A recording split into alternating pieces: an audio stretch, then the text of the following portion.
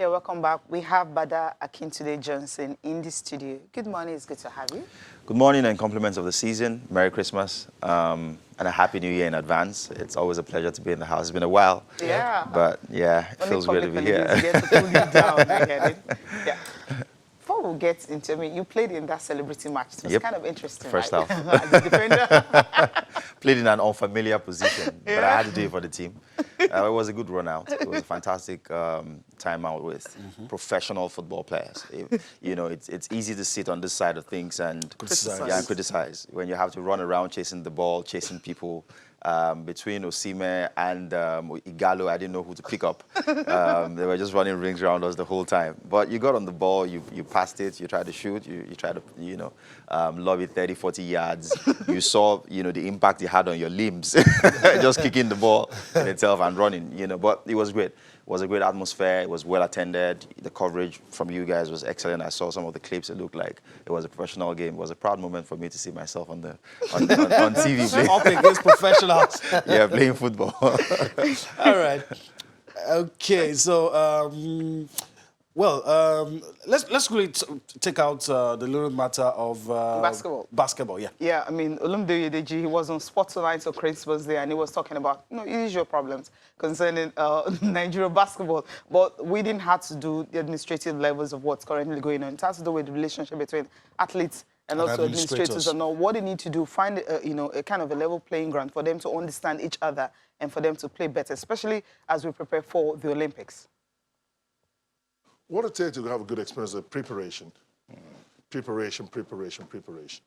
So probably even as probably the president of Nigerian Olympian Association and also chairman of Nigerian Athletes Commission, which is probably part of what my job is to make sure these things go well with athlete and with the honorable minister that just came around now with what he's doing.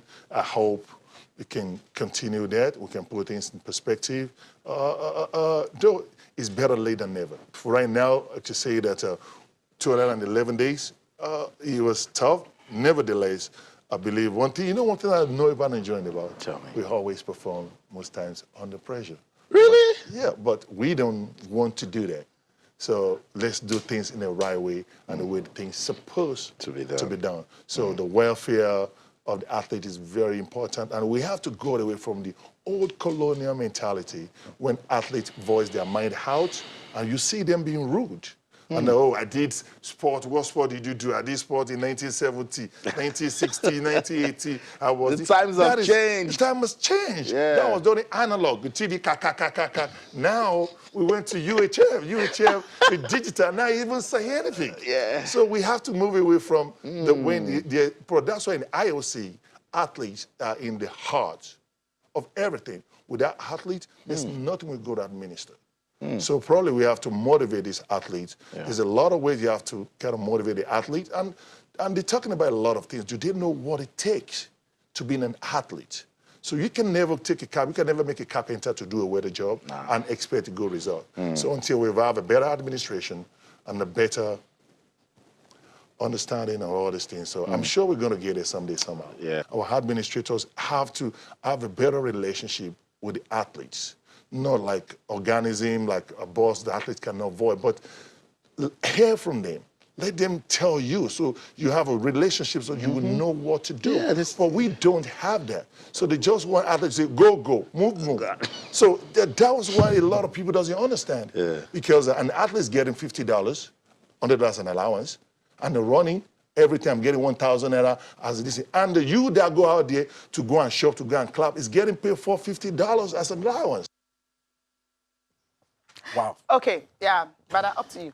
Reactions. It's across broad, generally. Absolutely. I was going to say, so he speaks from a point of pain, because he's experienced these things. And he knows that it shouldn't be, that way. He played most of his career, if not all his career, in an environment where things work. And, the sad thing is, I always say, for us to fix sport, we know what the ideal situation should be, in which case, it's private sector driven, and there's very little or no interference or involvement of government. Because the cause of this is that you have, in most federations, people who have absolutely no business, appointees of government. So if you want to move from there to the ideal, there has to be some sort of, midpoint. And that midpoint is government still being involved, but seeing sport as one of those specialist sectors where you must go with technocrats. Yeah. Government would never appoint a finance minister who knows next to nothing about finance. Yeah. It doesn't happen because that particular, area of our... Very crucial. It's so critical, they go with technocrats. There are other sectors like that this government don't ever leave in the hands. No matter how, powerful or influential a person is, he would never get those jobs because he doesn't know about them. So government has to first see sport that way and hire people or, put people in places where they actually can function. He's talking about what, the athletes and administrator relationship should be like. Because these guys don't care, they're not going to have a relationship. They want to have a situation where they just issue orders and people, obey them. But if you're dealing with seasoned professionals who play in environments where things work, it's never going to happen. Yeah. You can do that with kids, catered teams, because they're hungry, they want to make a name and all that. They'll take all the BS that you're serving them. But when you're dealing with top professionals, you've got to, do the right things. And see, basketball is one of those areas where we can cheat. I say cheat in the sense that we actually can take advantage of things that we don't deserve. Yeah. These guys have gone out by themselves. We didn't send them abroad. They've taken advantage of proper structures, proper infrastructure, proper training, and now they can, mix it with the best in the world. And what we need to do for them to bring laurels to our nation is to provide them an enabling environment. That's all we have to do. Just organize, reward, give them an incentive to want to play for Nigeria. That's all. How difficult can that be? And we still bungle it time and again because we have the wrong people in charge. We've got to call a spade a spade. It is what it is. We're never going to get a situation where we optimize the value that these guys can bring to us if the people they have to deal with here are people who have absolutely no clue what they're supposed to be doing. People who are just there for their self-interest. People who just want to earn another dollar for their own pockets. And like he said, it's across the board. Yeah, it's fairly better in football because almost everybody in Nigeria knows a thing or two about football. Mm-hmm. But it's not the same in other sports. If you don't have the interest, you're not a specialist, you're not likely to be able to function there. You put a politician there. Okay, that's what you get. All right. You know what? Let's just douse this a little because we could go on. If we go on that part, we'll spend the whole day talking about what the problems are. And, we just hope things will change. But let's just liven things up and take a retrospective look at 2019. It hasn't ended yet. Yep. A lot of things could still happen. Absolutely. But 2019, Bada, give us those moments in 2019 that make the year memorable. Absolutely. Moments. So I'll start off from AFCON. I thought there were, key moments at AFCON that would leave with me. One of which was the game against Cameroon. Always a big deal when Nigeria squares up against Cameroon. And because the Cameroonians scored first in that game, it seemed like we're not going to find a way back, especially having lost to Madagascar in a group game and having not convinced, Personally, I didn't see that the team was going to come back, but the fight back was incredible.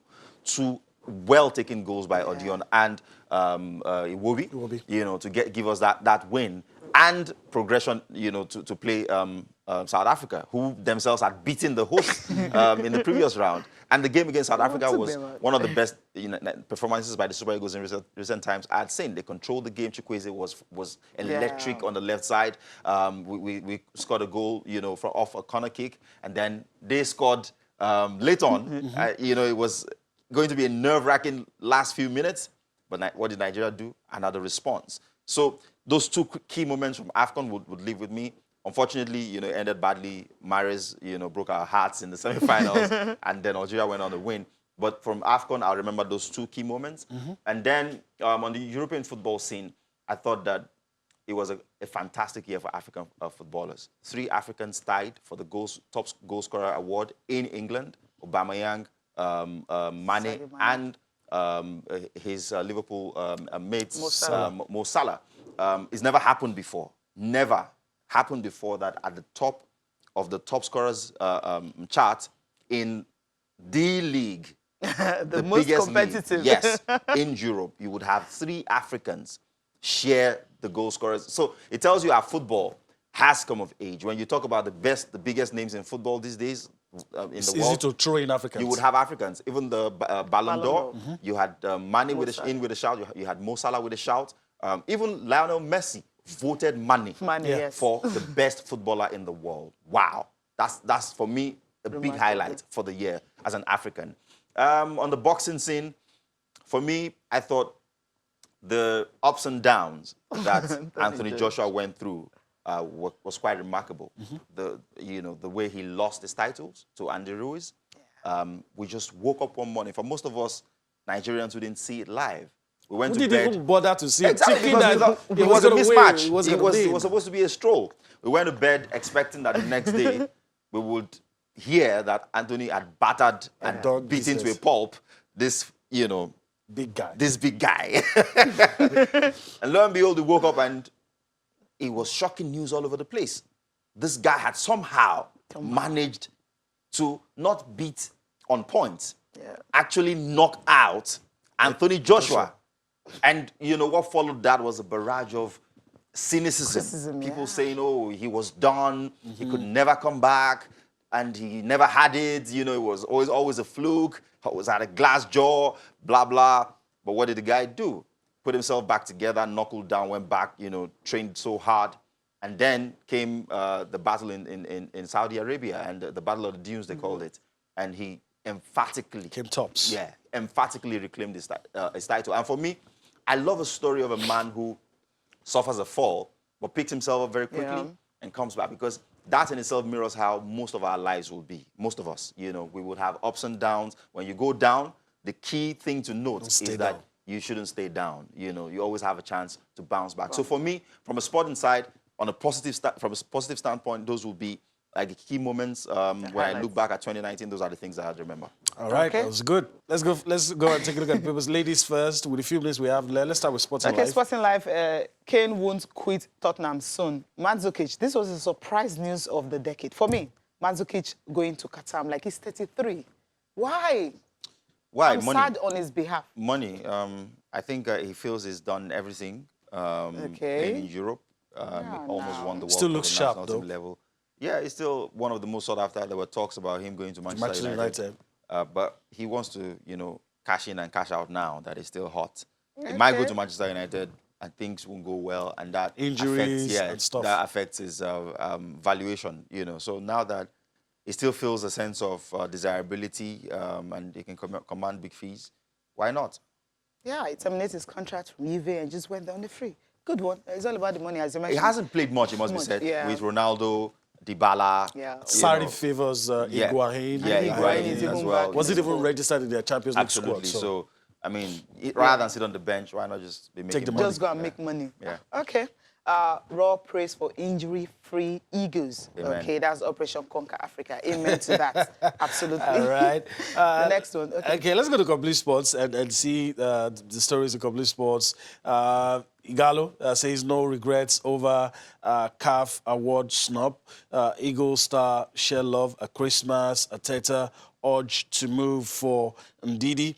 Akimi threatens Osime and Chukwueze. I love those three. But anyone that gets you talking, let's talk about it. Akimi, do you see Akimi edging Chukwueze and Osime to the CAF awards? It'd be tight. I thought that on the evidence of what we saw at the Nations Cup, Chukwueze is in with a big shout. Yeah, is in with a very, very big shout. But Akimi has had a brilliant with Dortmund. season as well with Dortmund. Especially in the Champions League, where he's like a specialist scorer. But I thought that if you looked at Nations Cup as a key factor, Chukwueze should win it. Should win it. Ndidi, everyone's linking him with Arsenal. I don't know why. Because you can clearly see how he can fix Arsenal's problem. I think Arsenal's defensive midfield, hasn't been great. Granit Xhaka doesn't necessarily do it for anyone. Torreira hasn't really settled, and Ndidi has the the big stats, highest number of interceptions Yeah. in the league, you know, highest number of Completed passes. completed passes and all that. So he's that kind of player that he reminds you of a more aggressive, more athletic Mikel Arteta, someone who sits in that hole and is able to control the game by the quality of passing. It keeps it simple, doesn't complicate it. You know. But will it gets be a good move for him? Absolutely. It For- will be. for it will Ndidi? be- It will be a good move because He'll play ahead of anybody in that role. he will go straight in the first Because 11. opportunity to compete in the Champions League, and people are talking about January transfer. You go to meet Arsenal that you're not even sure of finishing top 4. But Why would he want to do meets- that? It goes to Arsenal. Arsenal is only, what, 7 points off the top 4 places. It fixes them. And the They get prospects. back. The prospects are there. You know, they can still make Okay. the Champions League places. Okay. I'm not buying it. The last one this morning is a Sporting Sun. And Chelsea move will be good one. That's for Chukwueze.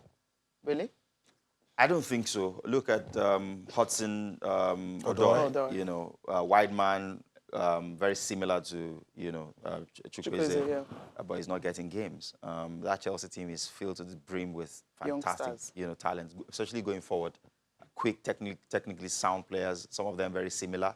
But the wide positions are currently occupied by Willian, who's one of their more experienced guys. You saw the 2 goals he scored against Spurs. You'll be expecting too much from a young star to go and do that straight That's away. him, okay. So that's what he brings to the table. Okay.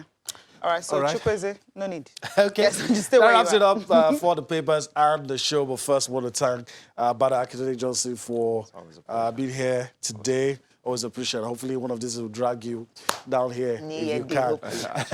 Always appreciate. And thank you for allowing us to be a part of your day. We enjoyed doing this. Of course, we'll be here again tomorrow to do this again. I'm Yemi Adebayo. Bye-bye now. I'm Cecilia Mogbe. Thanks for watching and Merry Christmas.